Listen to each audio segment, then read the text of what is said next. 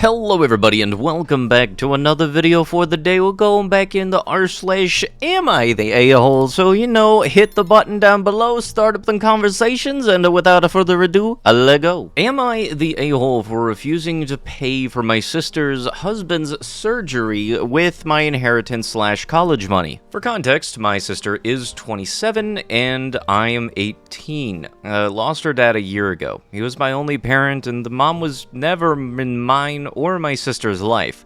Dad left the money for inheritance for me and my sister, and she used her inheritance to get new cars and renovate her house. I live with my aunt right now because my brother-in-law didn't let me stay with my sister.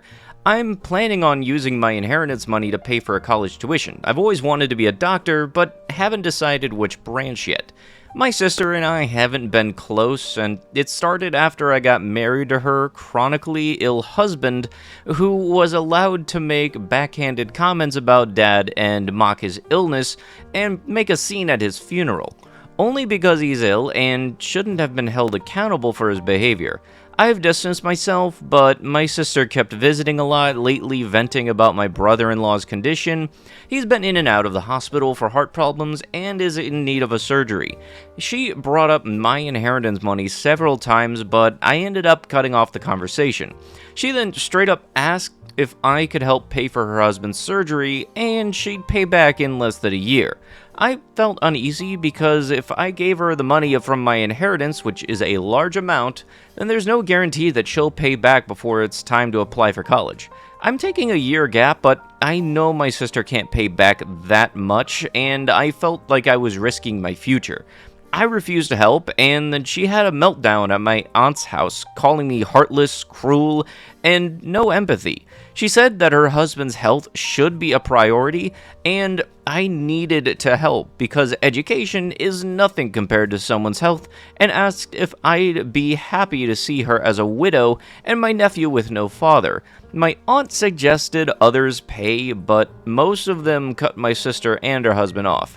I argued that her husband's poor health isn't my fault after she kept blaming and guilt-tripping me. She kept crying, and although my aunt decided to stay out of it, she said that I should be prepared for permanent damage in my relationship with my sister if I don't help her now.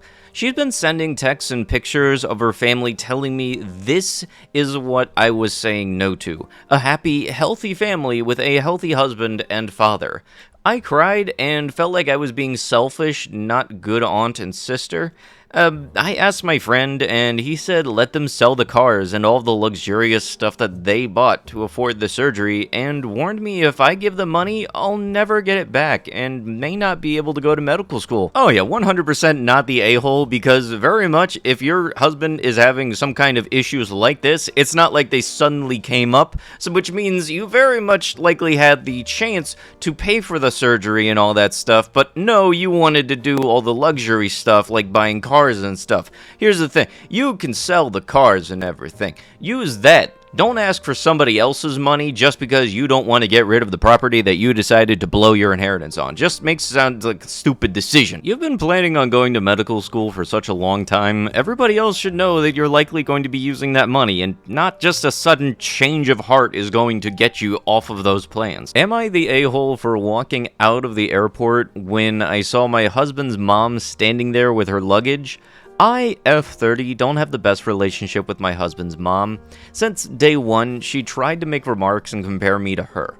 She then tried to get on my good side and started overly praising everything I do, and sometimes even copying me, like that one time when she literally dyed her hair purple, just like mine, and when everyone pointed out how ridiculous she looked, she actually blamed me and accused me of trying to make a joke out of her. So, anyways, my husband and I took 2 weeks off to work to go visit some places out of the country. Tourism, in other words. The thing is, I was the one who saved up and arranged for the trip. My husband was responsible for booking the tickets. My husband's mom wanted to come along and threw temper tantrums when I said no. She called, texted, sent people to talk to me into letting her come, and even threatened to call the police and make some complaint up to get us to stay if she can't come. My husband said that we should just take her, but I told him he was wrong to tell her about the trip in the first place.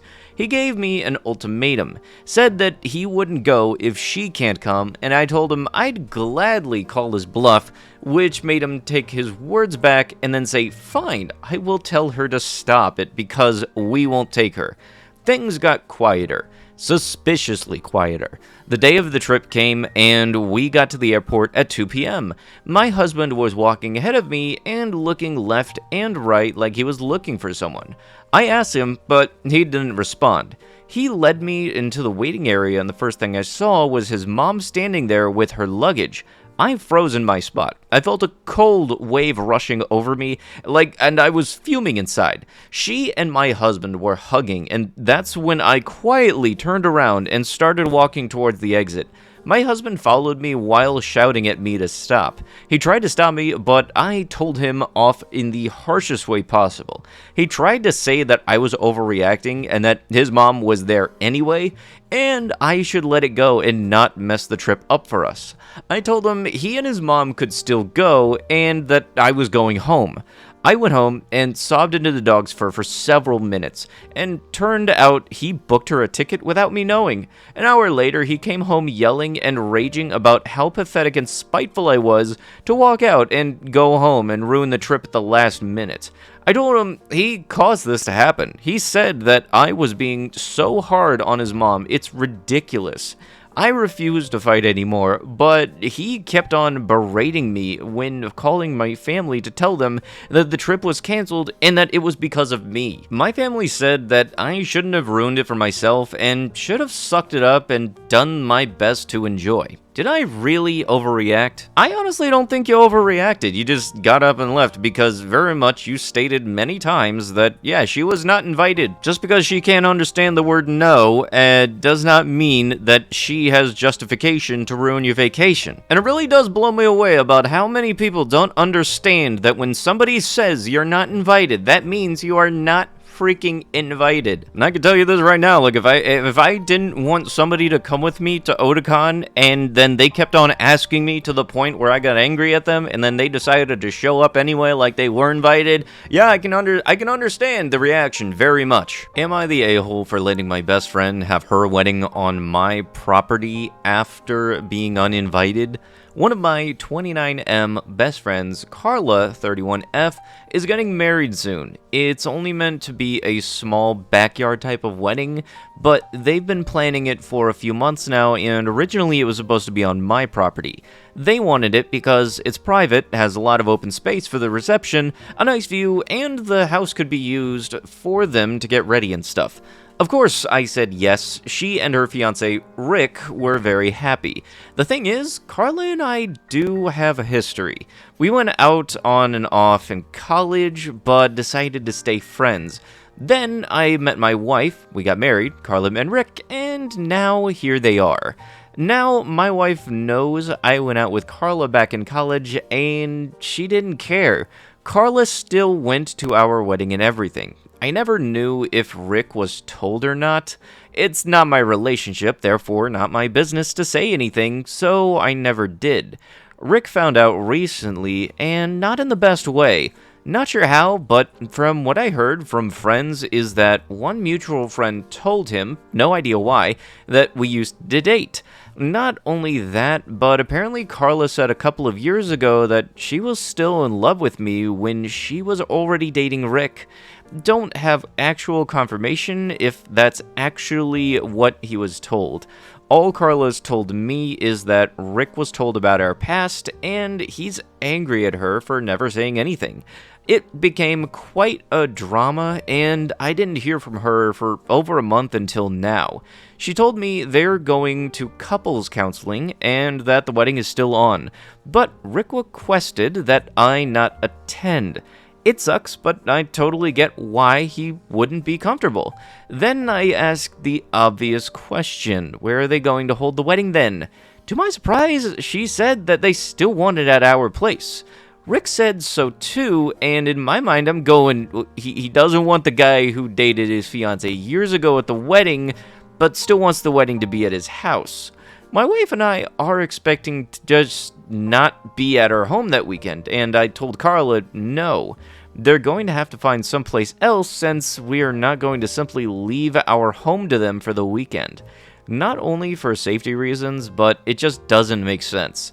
Rick doesn't want me around because he's not comfortable, but is comfortable enough to have their wedding at my house? They really want their wedding there, though because of that, I've been bugged by not only her, but also Rick and some friends who think I'm being a petty a-hole for not letting them have the wedding there anymore. Honestly, I don't think that I am. It just doesn't make sense at all to leave our place for a wedding that we are no longer welcome to, and leaving our home totally vulnerable. Still, being accused of sabotaging their wedding, and Rick believes it's the least I can do after everything. Am I the a-hole? No, it's your property, dude. I can understand that a special day is all special and everything, but really is weird that they didn't see a single thing wrong with borrowing someone's entire property. Meanwhile, the person whose property y'all is borrowing it from is not allowed to go to the event. You're essentially kicking somebody out of their own house for a day. It sounds so immature the more you think about it. Am I the a-hole for telling my parents that they ruined a New Year's celebration after they kicked my husband out over a joke? I've been married to my second husband, Mike, for 4 years now. He is a jokester and loves to crack jokes all of the time. He especially likes to joke with my brother Ethan and his wife. Ethan used to be okay with it until he started complaining about Mike taking it too far with his jokes. Some context about Ethan. He and his wife couldn't have kids, so they adopted a boy, Joey, 2 years ago. Mike has been making silly, lighthearted jokes that involve Joey's biological parents as a way to mess with Ethan and his wife. I already talked to Mike, and I tell you that he 100% means no harm, and he was just trying to get them to react. So, fast forward to New Year's Eve. My parents hosted a big celebratory dinner, and Ethan and his wife came. While we were eating dinner, Mike decided to tell a knock-knock joke to Ethan. He said, "Knock knock." Ethan laughed and said, "Who's there?" Mike replied, "Joey's biological parents," and then he bursted out laughing. Silence took over, and Ethan's facial expression changed. His wife called Mike an idiot, to which Mike replied with, "Hey, relax, it was just a joke."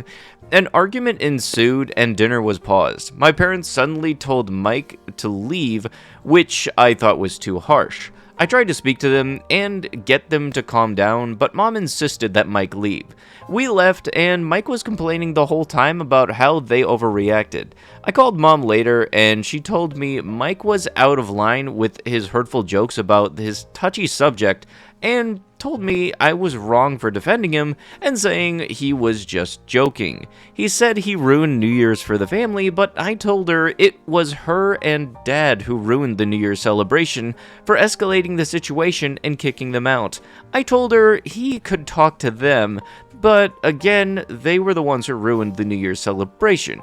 She called me delusional for this statement and hung up. We haven't talked to them for days. I tried contacting Ethan, but no response. Oh yeah, no, 100% y'all's is a dong move. There's a difference between a dark joke and then somebody telling you, please do not make that joke anymore, and you just completely ignoring it. Yeah, because there's kinda some things you just shouldn't joke about. Like an adopted kid's biological parents not being there. Like, how would you like it if somebody kept on making jokes about you having a second husband? Like, oh no, you couldn't hold on to the first one? Oh yeah, no, that would be a bad joke that you would then ask people not to make. Am I the a-hole for calling my coworker Chunky after she repeatedly calls me Slim and makes references to my weight after I ask her multiple times not to? I have a female coworker who repeatedly calls me out regarding my weight. I'm female, 5'9", 115 pounds, and very thin. She is very overweight. All of the time, she makes comments about my weight. She doesn't call me by name, she calls me Slim, and I even heard her say one time, "Go ask Toothpick." And she has said stuff like, "You need some meat on your bones," or "You need to eat." I have only worked there for 8 days. I have asked her very nicely to stop. Yesterday, I asked her to stop calling me Slim again, and she basically said it's her mouth and she can say what she wants. Today, when she said, "Morning, Slim," I replied, "Morning, Chunky," and she got upset and actually started crying. everybody here at work, only 6 of us total, is saying I'm wrong and should apologize because being called fat is different than being called skinny, because being called skinny is a compliment. I said as long as she calls me slim, I will call her chunky, and now I'm the bad person. Am I the a-hole if I don't apologize? The owner/manager has completely ignored the situation, saying it's a high school issue and we should figure it all out. Edit for more info. We don't have HR. There's only 6 of us working here. Cupcake shop. And we are all regular employees. We went to the owner before I called her chunky, and I asked him to talk to her because I felt she was harassing me. That's when he said that we can handle it ourselves. That's why I called her chunky. I told her to stop calling me slim, and I didn't like it, and she continued to do it. She didn't stop doing it after I asked multiple times, and I didn't know what to do besides she was doing it to me.